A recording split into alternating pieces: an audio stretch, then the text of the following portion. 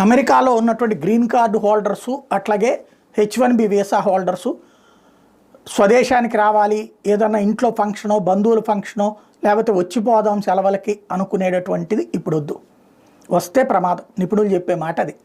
ఎందుకంటే ఇప్పుడు JD Vance మనం చెప్పిన దాని ప్రకారం వెళ్ళి వెనక్కి వచ్చే వాళ్ళని ఎయిర్పోర్ట్లోనే కూర్చోబెడతారు. ఫర్ ఎగ్జాంపుల్ ఒక H1B వీసా అక్కడ ఏదో ఉద్యోగం ఉందనుకుని వెళ్ళారు, చేశారు, ఒక ఏడాది తర్వాత అది వద్దని మానేశారు. వాళ్ళకు ఇంకో 2 ఏళ్ళు టైం ఉంటుంది, అక్కడ ఏదో ఒకటి చేసుకోవచ్చు, ఈ H1B వీసా ఉంది.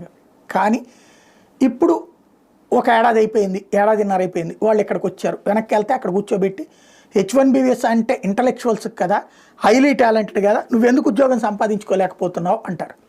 వీళ్ళు ఏదైనా సమాధానం చెప్తే దాంట్లో వెటకారం చేస్తారు, అవమానిస్తారు, అవహేళన చేస్తారు, తొట్టుపడగానే వెనక్కి పంపిస్తారు. అక్కడ వాడు ఎయిర్పోర్ట్లో ఉండే ఆఫీసరే ఫైనల్, అక్కడ మీ ఆస్తి అంతా ఉన్నా సరే వదులుకుని రావాల్సిందే.